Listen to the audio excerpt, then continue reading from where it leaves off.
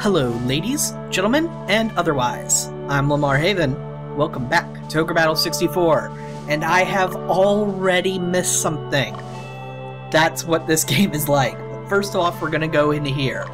I want to make sure we have our...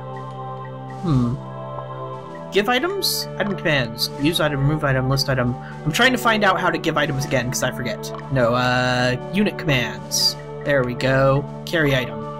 Main character party needs some items. I'm going to give him an altar of fruit, altar of resurrection, and not anything else. Now, I also want to go to equip.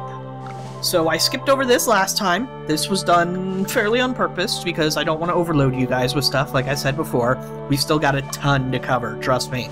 So if you go to equipment, you can see the equipment for your character. Here's their status screen. I'm going to start explaining everything that's on this screen. First off, on the left side you see the number, which doesn't matter, the element, which does matter for spellcasters.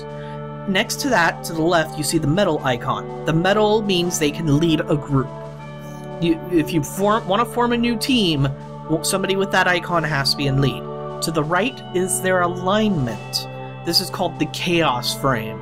What it is if you've ever played D&D, you think of law and chaos on a scale. If it leans towards the right, they're more lawful. If it leans towards the left, they're more chaotic. The N in the middle means neutral. While this character leans towards the lawful, they're still considered neutral. This is important for several factors. I'll explain each of them as they come up. But also, next to that, you see level, experience, how many items that the group can carry because this character's in it, HP, obviously, and then you see the 3 slashes, and like where it shows on sort of the battle grid where they would stand, that shows what they would do at what power and how many times based on where they're standing. This character, if he's in the front, gets 2 attacks at 10 power. And then if he were to sit in the middle, he'd get 1 attack at 10 power, in the back, 1 attack at 9. So obviously this is a front row character. On the far right, I think that's attack power and magic power. No, I think that's physical defense and magic defense. Yeah, that sounds right. So you can see this character is equipped with the Balder Sword, which if we were to look through these swords, there is one that's stronger, the Blessed Sword. If we wish to give it to him, his strength would go up and his attack power would increase. You'd see all that. If the weapon equipped would give you a new attack, or a different attack at a certain area, it'll show up there too. So let's give him the Blessed Sword. Then you have the Plate Armor and Balder Armor. Notice how the Balder Armor increases his intellect, but nothing in the top screen changes. That's okay. Let me go over the actual stats and how they relate to this game, because every RPG's gotta have different reasons for different stats. Strength, obviously, physical attack. Vitality is your defense and your hit points, I think. The guides I read weren't clear, but they could be both, but it might just be defense. Intellect is spell damage. Mental is spell defense. Agility is how fast you are and when you'll go in a combat. And dexterity is how often you'll dodge. So I'm not going to give him Balder Armor because it won't help him at all. Now, the Iron Helm is for the lower version, the one that gets upgraded from the soldier. It's weaker than the armet. However, if I wanted to equip like all my other soldiers, all my other guys that are under knights, I can't remember their name right now. If I wanted to equip them all with armets, I could, and I'll show you why in a bit. Then you have the Kite Shield. So, fighter. They're called fighters. Remember this, Haven. Alright, so I can equip him also with a Balder Sword. It won't increase his overall attack power enough to make it matter, though. So you might as well not just keep them. It's not a big deal. However, see, I can equip him with an armet. It's not enough to put him over on defense at all, but you can. I can also equip him with other stuff. Sometimes they're limited as to what they can equip still. Like, you can't equip all the equipment that, like, their upgraded version can. And that's what this is. The Knight is the upgraded version of the Fighter. Just like the Amazon can upgrade to an Archer. Now notice they don't get to equip something here. That's because the short bow is considered a two-handed weapon. So they don't get to equip something in their other hand. Then they can equip any of this armor, which is almost exactly the same except for the ninja garb, which gives them some more agility. And then this is the hat slot. They can equip most of the female stuff. Classes are split, except for a couple of very specific exceptions, between male and female. Now, a lot of times the males and females will have equivalents, but there's a difference still. Like, you can get a wizard character, and you can get a siren character. Both offensive spellcasters, but with different stat growth.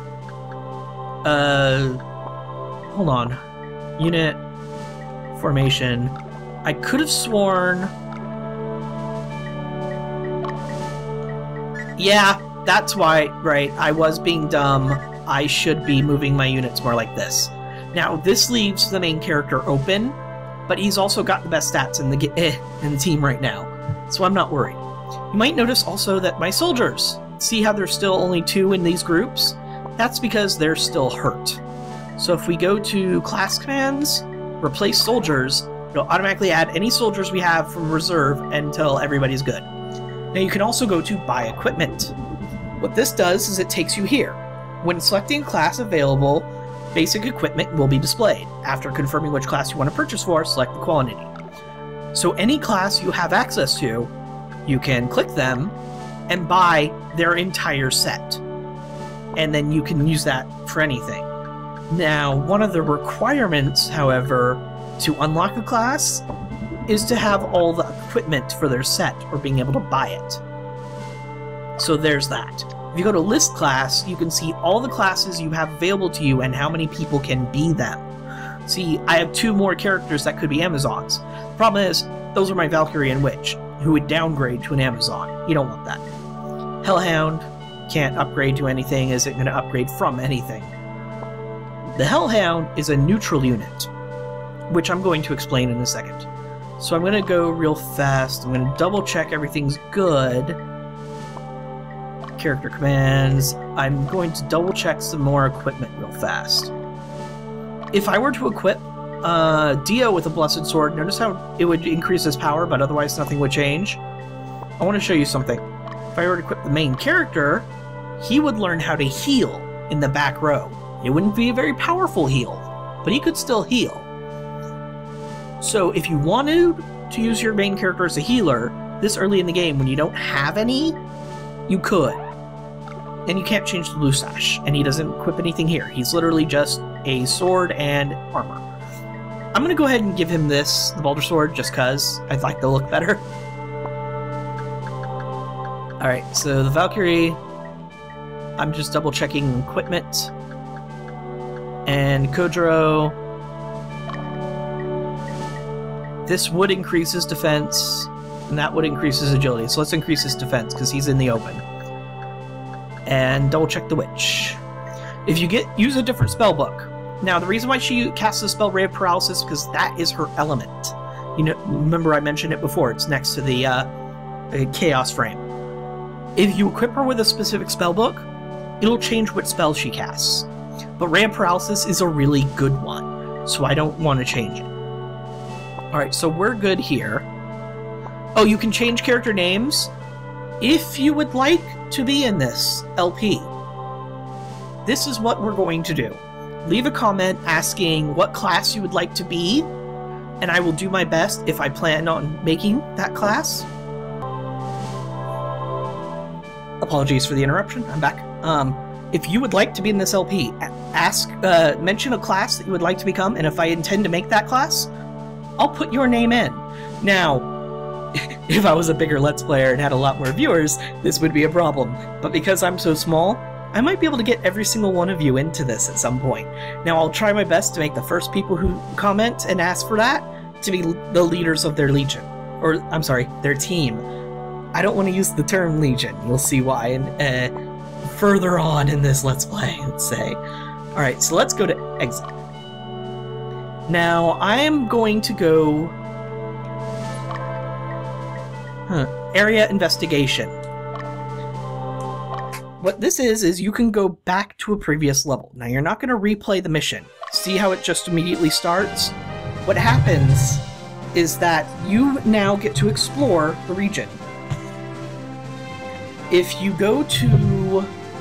There's something you can do specifically. Let me see. No. Dispatch. I need to dispatch a female-led team. So I'm gonna go with Sophia. Now what I need to do with Sophia is something very specific. This is to start a chain of quests to get items for a very special class. So I'm gonna go to Bordeaux. Also, there was something else that I wanted to mention. When I told you to pick up neutral strongholds, no, you don't want to do that during the normal mission. Wait until the mission is done and you do an area investigation. Now if you go to enter stronghold on the base, Hugo's here. The townspeople have informed us that worms and young dragons inhabit the area. There's also a rumor of masterless golems wander the area. He will tell you what neutral parties you can find while traveling. These are monsters that'll travel alone just as you're walking around, and you'll be able to see them and communicate with them. You'll be able to ask them, hey, do you want to join? This is really fun, really interesting, and really important if you want to get specific teams of units. Now, I'm going to send everybody out just exploring, basically, for no other reason than just to find neutral units, but there's only one specific reason we're here, and that's because I need a female unit to get to Bordeaux.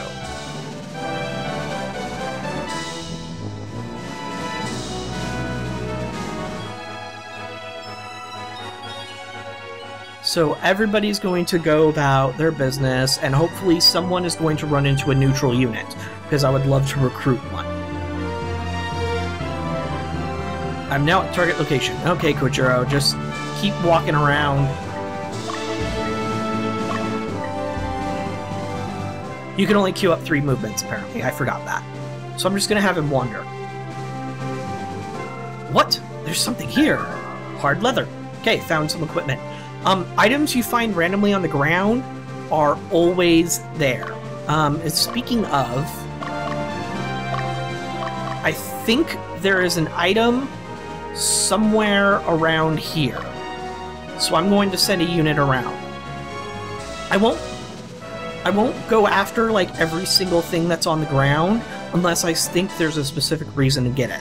Like I think that one is just an item that I just wrote off as not important, so I wouldn't worry too much about it.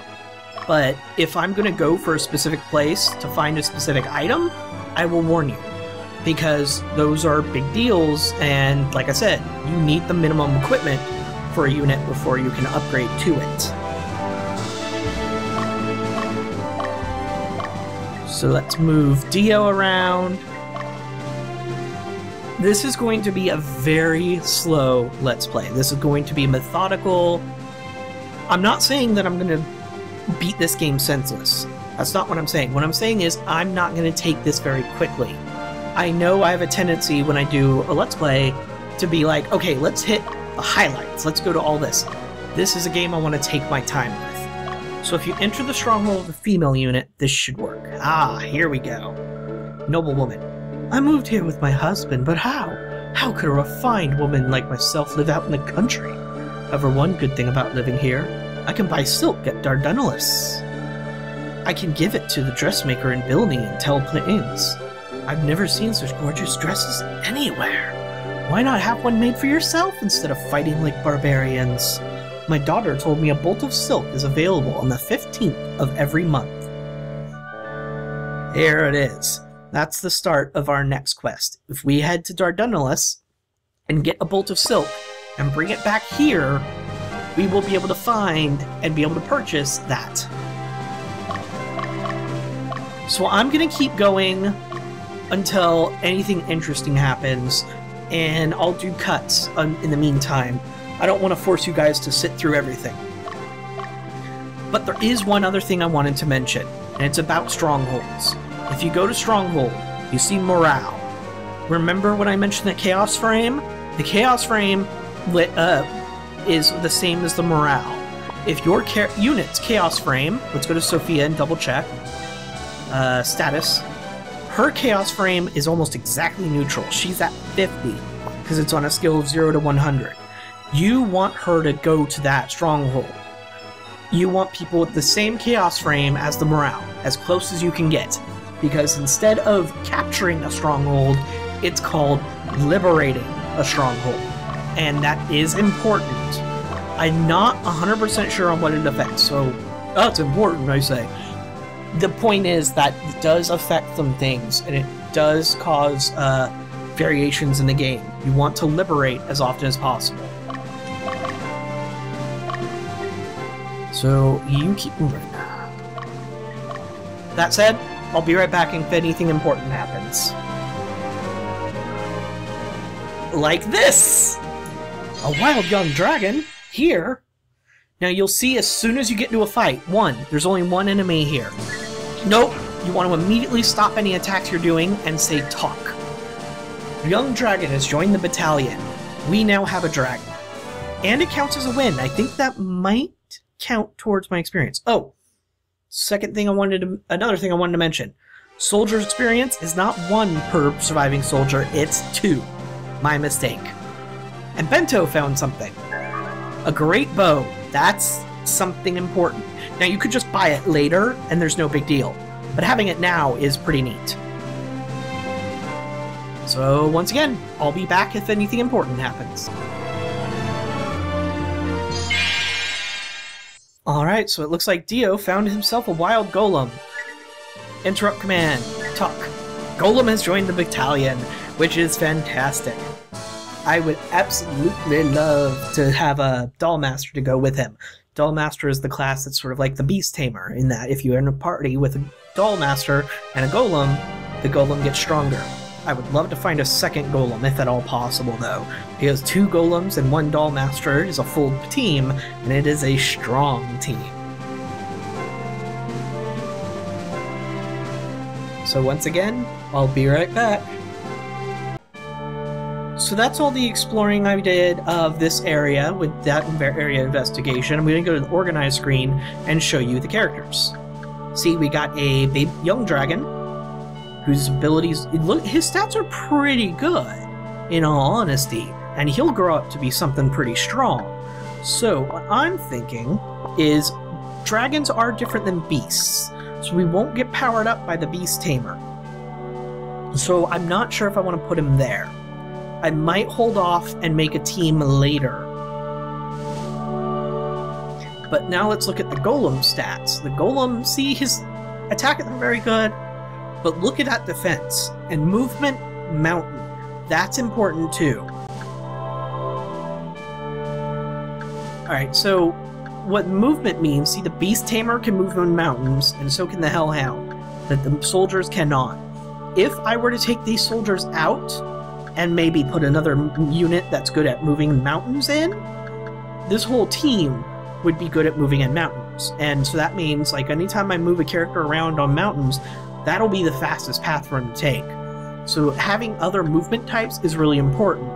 And later on, it becomes really, really big deal to have units that move over, say, just fly. But you keep in mind that greatly restricts who you can have on a team.